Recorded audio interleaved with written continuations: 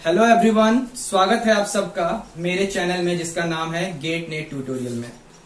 तो आज मैं आपको पढ़ाने वाला हूं बहुत ही ज्यादा एक इंपॉर्टेंट टॉपिक जिसका नाम है फील्ड ट्रांसफॉर्मेशन के बारे में। तो फील्ड ट्रांसफॉर्मेशन एक उम्दा टॉपिक है और बहुत बार क्वेश्चन उस पे फ्रिक्वेंटली पूछा जा रहा है। तो हम लोग आज उस चीज को पढ़ने वाले हैं, फील्ड ट्रांसफॉर्मेशन के बारे में। तो ध्यान से देखिएगा कि फील्ड ट्रांसफॉर्मेशन है क्या। तो वीडियो शुरू करने से पहले मैं आपको एक चीज बता देता हूं कि मेरे अनअकैडमी में भी बहुत सारे और भी लेसन्स दिए हुए हैं, लाइक ओपन पे, एंगुलर मोमेंटम पे, डायोड्स पे, ट्रांजिस्टर पे। तो आप उनको फ्री ऑफ कॉस्ट जाके वहां पे देख सकते हैं। सारे के सारे वीडियोस वहां फ्री अवेलेबल हैं। और आज का जो टॉपिक है पूरा वीडियो देखेगा टिल लास्ट एंड तक, आपको बहुत कुछ नया जानने मिलेगा। चलिए देखते हैं। तो सबसे पहला है, आज है फील्ड ट्रांसफॉर्मेशन की बातें कर रहा हूं। तो देखिए, आपको पता है कि जो एसटीआर होता है, यानी कह सकते हैं कि जो एसटीआर के टॉपिक में हम लोग जानते हैं कि अगर आप एक मूवेबल फ्रेम में चले जाते हैं, यानी स्पेशल थ्योरी ऑफ रिलेटिविटी में अगर एक मूवेबल फ्रेम में जाते हैं, मूविंग फ्रेम में जाते हैं, तो उसकी जो कोऑर्डिनेट्स है, जो एक्स वाई जेड और जो टाइम्स है कोऑर्डिनेट, वो किस तरीके से ट्रांसफॉर्म करती है। अगर वो ट्रांसफॉर्म करती है तो उसके रिस्पेक्ट में जो इलेक्ट्रिक फील्ड है और जो मैग्नेटिक फील्ड है वो भी क्या करने वाले हैं, ट्रांसफॉर्म करेंगे। तो आज का जो है टॉपिक है वो है फील्ड ट्रांसफॉर्मेशन, यानी हम लोग बातें करेंगे कि इलेक्ट्रिक फील्ड और मैग्नेटिक फील्ड किस तरीके से ट्रांसफॉर्म हो रहे हैं, उनको स्टडी करना आज हमको। ओके, तो देखिए, सबसे पहले एसटीआर की जो बेसिक बातें हैं वो मैं आपको थोड़ा सा क्लियर कर देता हूं ताकि मैं पूरा का पूरा आपको समझाऊं, तो एक एक चीज क्लियर रहना चाहिए। देखिए, सबसे पहला बेसिक बात क्या है कि मैं यहां से, अगर आपके पास कोई एक फ्रेम है, एस फ्रेम, और इस फ्रेम में अगर कोई पॉइंट है पी, एक्स, वाई और जेड, और टाइम कोऑर्डिनेट अगर टी है, और किसी दूसरे फ्रेम में अगर आप किसी चीज को देख रहे हैं जिसकी वेलोसिटी v है विथ रिस्पेक्ट टू दिस, तो आपको पता है कि जो ट्रांसफॉर्मेशन होते हैं वो x prime is equal to, दूसरे फ्रेम में आपके कोऑर्डिनेट्स क्या हो जाएंगे, x prime, y prime, z prime और फाइनली टी प्राइम। तो x prime is equal to x minus v t by root over 1 minus v square by c square. Okay, जहां आप इसे gamma times of x minus v t भी लिख सकते हैं और गामा की वैल्यू को आप 1 by root over 1 minus v square by c square से रिप्लेस कर सकते हैं। सिमिलरली y प्राइम, तो y होगा, क्योंकि अगर मेरा कोऑर्डिनेट जो है, कोऑर्डिनेट्स जो, अगर ये मेरा जो s जो फ्रेम है वो x डायरेक्शन की ओर मूव कर रहा विद वेलोसिटी v, तो y डायरेक्शन में कोई भी चेंजेस नहीं हो सकते हैं। z डायरेक्शन में z हो जाता है और t डैश जो हो जाता है वो t minus v x by c square by 1 minus v square by c square. ये बेसिक फैक्ट है जो आपको जानने जरूरी है ताकि आप फील्ड ट्रांसफॉर्मेशन में यूज इन सब चीजों को करने वाले हैं। उसके बाद जो आता है, आपको दो इसमें और इंपॉर्टेंट रिजल्ट होते हैं। एक होता है आपका लेंथ कॉन्ट्राडिक्शन, जिसमें आप जानते हैं ये फैक्टर इंक्लूड रहते हैं, लेंथ कॉन्ट्राडिक्ट कर जाता है। और दूसरा क्या होता है आपका, टाइम डायलेशन का कंसेप्ट आता है, t is equal to t naught by root over 1 minus v square by c square. ये आपकी टाइम डायलेशन की कंसेप्ट आ जाती है। तो इन बातों को ध्यान में रखते हुए कि ये बेसिक एसटीआर के टॉपिक्स हैं, इनको ट्रांसफॉर्मेशन में किस तरीके से यूज करेंगे इलेक्ट्रिक फील्ड और मैग्नेटिक फील्ड के लिए, तो उस चीज को आप ध्यान से देखिएगा। इसको आप नोट कर लीजिए ताकि मैं पूरा का पूरा बोर्ड पे भी पूरा का पूरा सब कुछ डिराइव करने वाला हूं। तो देखिए, बेसिक जो बातें हैं, जो इलेक्ट्रिक फील्ड और मैग्नेटिक फील्ड के बारे में हम लोग बातें करने वाले हैं, वो है मेरा कुछ इस तरीके से। इसको समझने के लिए बेसिक हम एग्जाम्पल लेते हैं, कैपेसिटर प्लेट्स के बारे में बात करने वाले हैं। कैपेसिटर प्लेट के बारे में समझने की कोशिश कर रहे हैं। सब सपोज कर रहे हैं कि मेरे पास एक फ्रेम है, ओके, एक फ्रेम है जिसके कोऑर्डिनेट्स हमने लिखे x0, y0, z0। कोऑर्डिनेट्स नहीं, फ्रेम का नाम दिया, यानी फ्रेम जो है वो मेरा S0 है। Okay, x0, y0, z0, frame क्या है मेरा S0 है। ओके, और हमने क्या किया, एक कैपेसिटर के एक प्लेट को यहां रखा हुआ है, दो प्लेट्स है, और एक में हमने दिया है प्लस सिग्मा नॉट चार्ज, दूसरे में दिया है minus sigma not charge. Okay, तो इलेक्ट्रिक फील्ड की जो डायरेक्शन होती है, आप बेसिक्स से जानते हैं तो इसकी जो डायरेक्शन होगी वो कुछ इस डायरेक्शन में होगी, इलेक्ट्रिक फील्ड की डायरेक्शन। ओके, अपवर्ड डायरेक्शन में। यानी हम लोग कह सकते हैं ये इलेक्ट्रिक फील्ड जो है वो, अगर मैं इसको एरो को वेक्टर, तो आपको पता है direction sigma by epsilon not से डिनोट कर सकते हैं, और इसकी जो डायरेक्शन होगी वो वाई कैप की तरफ, मतलब पॉजिटिव वाई एक्सिस की तरफ होने वाली है इसकी डायरेक्शन। ओके, लेकिन ये तो बात हो गई इलेक्ट्रिक फील्ड की जिसकी डायरेक्शन आपको समझ में आ रही है। तो हम इस चीज को वाई कैप, तो आपको वाई की डायरेक्शन में है, एस फ्रेम में है, तो मैं इसे ई नॉट से डिनोट कर देता हूं। इसे देखिए sigma by epsilon not. Okay, और इसे सिग्मा नॉट, जो कि चार्ज डेंसिटी है, इसको आप क्या कह सकते हैं, सरफेस चार्ज डेंसिटी कहते हैं, सरफेस चार्ज डेंसिटी के नाम से जानते हैं। अब क्या है कि ये किस तरीके से ट्रांसफॉर्म होगी एक फ्रेम से दूसरे फ्रेम में, उस चीज को समझने की कोशिश करते हैं। तो देखिए फिलहाल अगर मैं इस कैपेसिटर प्लेट की लेंथ को L नॉट और विड्थ को W नॉट ले लेता हूं। ओके, और क्या करते हैं, एक दूसरा फ्रेम और कंसिडर करते हैं। ओके, दूसरा एक और फ्रेम कंसिडर करते हैं। उस फ्रेम को हमने नाम दिया S, और इसकी जो कार्टेशियन कोऑर्डिनेट एक्स वाई और जेड है। बेसिक एक आपका S नॉट है, दूसरा आपका S है, और इसकी जो वेलोसिटी है वो इस डायरेक्शन में V नॉट वेलोसिटी हमने मान ली। ओके, तो देखिए ध्यान से क्या क्या चीजें ट्रांसफॉर्म होगी। बेसिक बात है, सबसे पहली और जरूरी बात कि चार्ज जो होता है वो इनवेरिएंट होता है ट्रांसफॉर्मेशन से। अगर आप एक फ्रेम से दूसरे फ्रेम जा रहे हैं तो चार्जेस में कुछ चेंज नहीं हो सकता, चार्जेस हमेशा इनवेरिएंट होता है। यानी पहली बात है Q क्या होता है, इज इनवेरिएंट, लेकिन sigma is not invariant. Why, क्यों? सिग्मा क्या होता है आप जानते हैं, charge per unit area, charge per unit area. तो अगर हम इसकी बात कर रहे हैं चार्ज पर यूनिट एरिया की, तो इसकी बात कर रहे हैं, तो अगर हम इस फ्रेम में है तो इसकी जो एरिया होगी वो Q by L not into W not हो जाएगा। इस चीज के सिग्मा की वैल्यू जिसको मैं सिग्मा नॉट से नोट कर रहा हूं। लेकिन मैं जब इस फ्रेम में चले जा रहा हूं तो देखिएगा क्या चेंजेस होंगे। फ्रेम जो है वो x डायरेक्शन में मूव कर रही है with the velocity v not. तो आपका क्या चीज कॉन्ट्रैक्ट होगा, लेंथ कॉन्ट्रैक्ट होगा। क्या वृत्त कॉन्ट्रैक्ट होगा? नहीं होगा, क्योंकि वृत्त है z के डायरेक्शन में। यानी आपकी जो मूवमेंट है वो केवल x के तरफ है, यानी जो कॉन्ट्रैक्टेड होगा वो केवल ये लेंथ ही कॉन्ट्रैक्टेड होने वाला है। क्या कॉन्ट्रैक्टेड होने वाला है? केवल लेंथ ही कॉन्ट्रैक्टेड होने वाला है। सो अगर लेंथ कॉन्ट्रैक्टेड होगा तो आपको पता है लेंथ कॉन्ट्रडिक्शन के कंसेप्ट से L नॉट बाई 1 माइनस, यहां हमने V naught by c square, क्योंकि वेलोसिटी तो V नॉट है। ओके, तो आपको यहां से एक चीज है कि इसको हम थोड़ा सा सिंपल बना लेंगे, क्योंकि ये क्वांटिटी आपको बार बार नहीं लिखनी होगी। L naught by gamma not लिख देते हैं, जहां गामा नॉट की जो वैल्यू है वो 1 by root over 1 minus V naught by c square. Okay, ये बेसिक बात हो गई। सो अगला क्या करते हैं कि देखिए जो नया एरिया आएगा उसके उस परस्पेक्टिव में, इस फ्रेम के रिस्पेक्ट में, वो आपका क्या आ जाएगा, एरिया की बात कर रहे हैं हम लोग यहां। एरिया जो हो जाएगा वो क्या हो जाएगा, लेंथ इंटू ब्रेथ, तो L इंटू W। उस फ्रेम में जब आप जाएंगे तो ब्रेथ में कोई चेंजेस नहीं है, यानी वो तो W नेट होगा। और इस फ्रेम में चले गए तो L की जगह क्या पुट होगा, अभी आपने देखा ट्रांसफॉर्मेशन बाय लेंथ कॉन्ट्रडिक्शन से क्या आया है, L not by gamma not. Okay, पहले वाले फ्रेम में जो एरिया था वो क्या था, ये था आपका। इस वाले फ्रेम में क्या हो गया, ये हो गया। तो देखिए सरफेस चार्ज डेंसिटी में क्या चेंजेस होंगे, सिग्मा इज इक्वल टू आपका आ जाएगा Q बाई एरिया।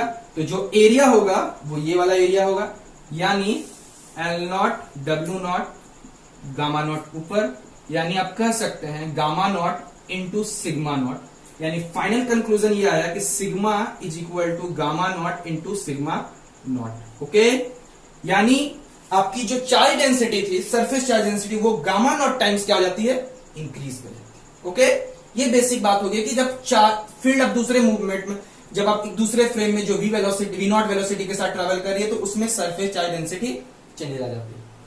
अब अगर सरफेस चार्ज डेंसिटी में चेंजेस आया है तो डेफिनेटली बात है कि आपके इलेक्ट्रिक फील्ड में भी चेंजेस आएंगे।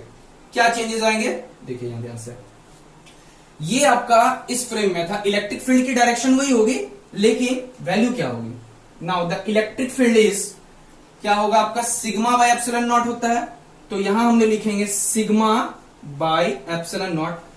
ये वाला किस फ्रेम के लिए था, ये पहले ही ये एस नॉट फ्रेम के लिए, इस बात ये जो इलेक्ट्रिक फील्ड है वो एस नॉट फ्रेम के लिए है, बट इस ये वाला क्या है, एस फ्रेम के लिए है।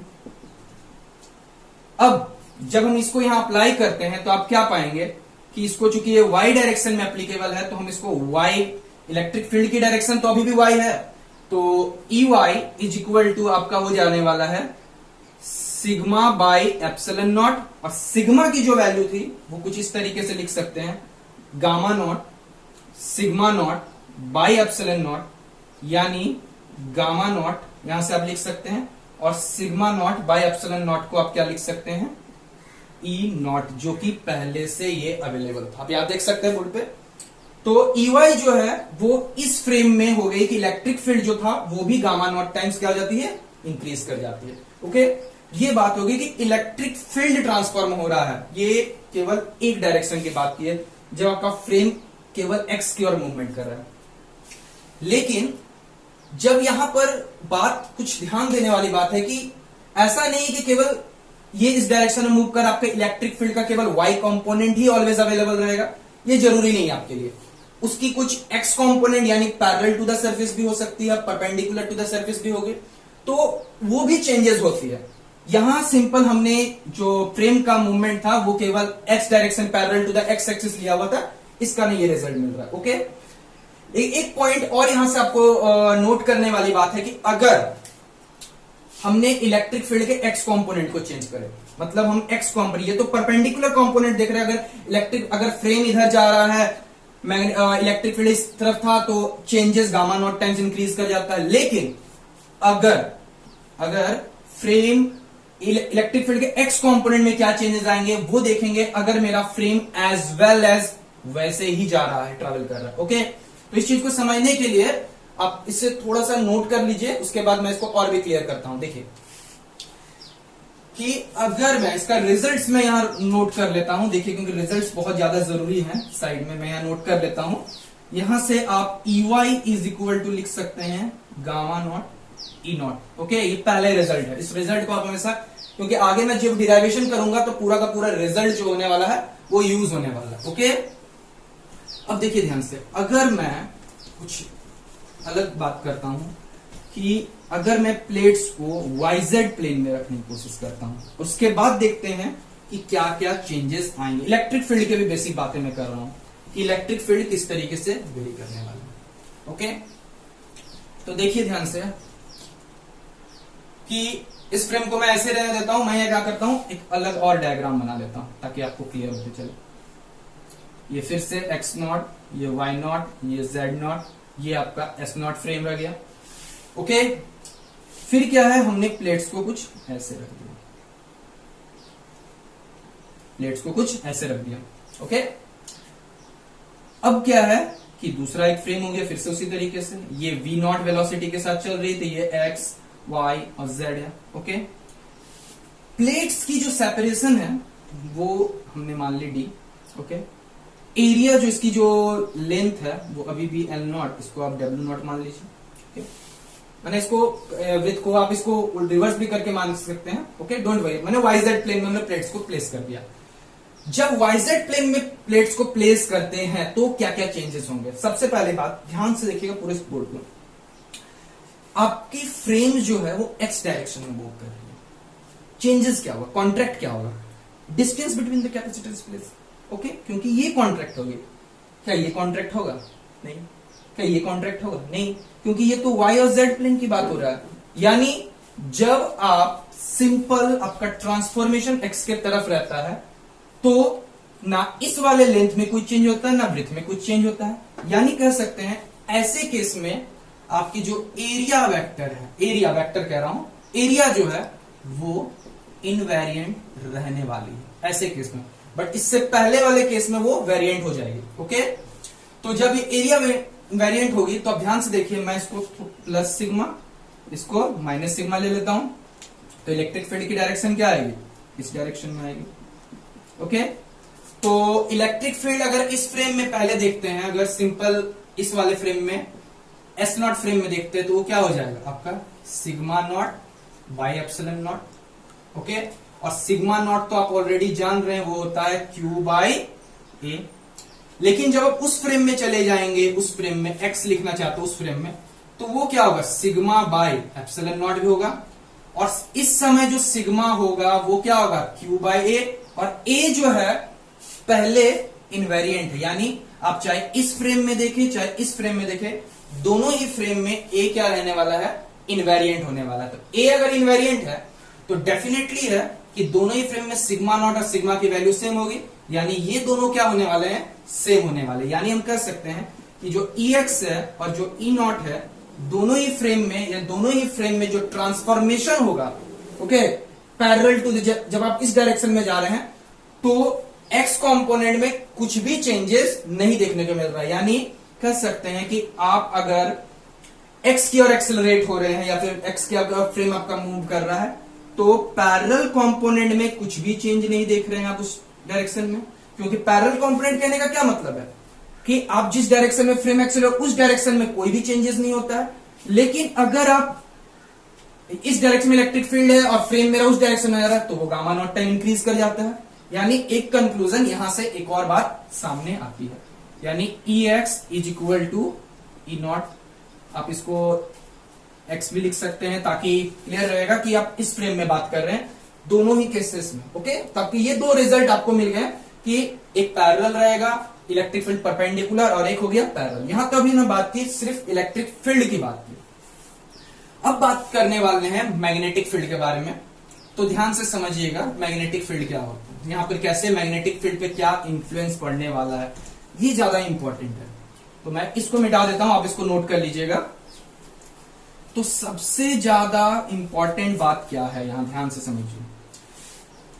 अगर आप इस फ्रेम में होते, सिंपल सिर्फ आप इस फ्रेम में होते, समझने वाले, चार्ज आर स्टेशनरी, तो यहां कोई मूविंग चार्ज नहीं है, कोई मूविंग भी चार्ज पार्टिकल नहीं है, तो यहां पर आप कोई भी सरफेस करंट देख नहीं सकते। लेकिन जब आप इस फ्रेम में आएंगे तो आप क्या देखेंगे कि जो चार्जेस हैं, अगर ये उधर जा रहा है, अगर आप इस फ्रेम में हैं, तो आप सारे के सारे जो चार्जेस, इसमें जो चार्ज डेंसिटी है, उसकी जो मूवमेंट की डायरेक्शन है वो इस डायरेक्शन ऑपोजिट उसी वेलोसिटी के साथ v नॉट होगी। यानी हम कह सकते हैं कि चार्ज पार्टिकल का मूवमेंट हो रहा है, यानी सरफेस चार्ज का मूवमेंट हो रहा है। सरफेस चार्ज डेंसिटी का मूवमेंट होता है तो तैयार होता है सरफेस करंट तैयार होता है। ओके, सरफेस करंट तैयार होता है। ये आपने इलेक्ट्रोडायनेमिक्स के बेसिक्स में पढ़ा होगा कि सरफेस कैसे करंट तैयार कैसे होता है। ओके, सो अब ध्यान से देखिएगा कि यहां मैग्नेटिक फील्ड की क्या बातें करें कि यहां मैग्नेटिक फील्ड कैसे होगा। जब आप इस फ्रेम में है तो यहां मैग्नेटिक फील्ड कुछ भी तैयार नहीं होने वाला है, क्योंकि चार्ज स्टैटिक है। ओके, बट इस फ्रेम में बात करते हैं तो चार्ज यहां फ्रेम मूविंग है, तो चार्ज को आप मूवमेंट में देखेंगे तो डेफिनेटली वहां एक मैग्नेटिक फील्ड का इंफ्लुएंस पड़ने वाला है। ओके, तो इस चीज को ध्यान में रखिएगा। अब देखिए ध्यान से, यहां जो मैं बातें करने वाला हूं कि आगे जो कुछ भी होने वाला है, कि अगर आप देखते हैं यहां सरफेस करंट कितना आने वाला है, ध्यान से देखिए, सरफेस करंट की बात कर रहा हूं, सरफेस करंट के, ओके, जिसको मैं के से डिनोट करता हूं। के की जो होगी वैल्यू वो होती है sigma times v naught. Okay, sigma times v naught. Okay, और इसकी जो डायरेक्शन है वो माइनस, आप देख सकते हैं वेलोसिटी इधर जा रही है, और आप लिख सकते हैं इसमें, चूंकि ये प्लस एक्स है तो ये माइनस, चूंकि आप एक्स कैप लगा दीजिए तब समझेंगे कि इधर जा रहे हैं। ओके, ये के हो गया सरफेस करंट। तो जब सरफेस करंट आपको पता है तो आप आराम से मैग्नेटिक फील्ड भी लिख सकते हैं, that is B is equal to simply mu naught times n into v naught. Okay, mu naught n v, sigma v naught. Okay, अब जो इसकी जो डायरेक्शन है, ओके, इसकी जो डायरेक्शन होने वाली है वो क्या होने वाली है, mu naught sigma v not. देखिए इसकी क्या डायरेक्शन होगी, जरा गौर करें। इसके लिए सिंपल है, क्योंकि आपको पता है बेसिक बाउंड्री कंडीशन आप जानते हैं कि K क्रॉस n कैप होती है डायरेक्शन मैग्नेटिक फील्ड की। के की जो डायरेक्शन है वो स्टिल है आई, सॉरी माइनस आई क्रॉस जे। ओके, तो आई क्रॉस जे क्या हो जाता है, के हो जाता है, यानी माइनस के तरफ होने वाली है, यानी आपका माइनस के तरफ देखने को आपको मिलेगी। यानी कह सकते हैं कि मैग्नेटिक फील्ड की जो डायरेक्शन हुआ है वो नेगेटिव जेड एक्सिस में। ओके, नेगेटिव जेड एक्सिस में है, और उसकी जो मैग्नीट्यूड है वो कुछ इस तरीके से है। यानी जो मैग्नेटिक फील्ड है B is equal to mu naught time sigma v naught. Okay, mu naught time sigma v naught, ये हो गई मैग्नेटिक फील्ड की बात हो गई कि मैग्नेटिक फील्ड क्या आने वाला है। ओके, तो यहाँ 2 पॉइंट समझ रहे हैं, सिग्मा के की बात की है, और दूसरा बात की हम लोग यहाँ मैग्नेटिक फील्ड के बारे में बात की। ओके, ये पॉइंट्स को भी मैं यहाँ नोट करके रख लेता हूं ताकि अभी मैं आगे यूज करूंगा। K is equal to minus sigma v naught, और यहां मैं लिख देता आई कैप लिख देता हूं, और यहाँ B is equal to minus mu naught sigma v naught. Okay, ये बात आपको याद रखने की जरूरत है। ओके, सो अगला जो पॉइंट है जो आपको काम की चीज है वो आप ध्यान से देखिएगा कि अब जो भी मैं थोड़ा सा ट्रांसफॉर्मेशन में चेंज करने वाला हूं कि ट्रांसफॉर्मेशन किस तरीके से और आगे फर्दर होने वाला है। ओके, ट्रांसफॉर्मेशन फर्दर कैसे होंगे, तो देखिए ध्यान से। अब क्या करने वाला हूं कि आप क्या कीजिए, एक और फ्रेम कंसीडर कीजिए। ओके, एक और फ्रेम कंसीडर करना है, आप इसको नोट कर लीजिए।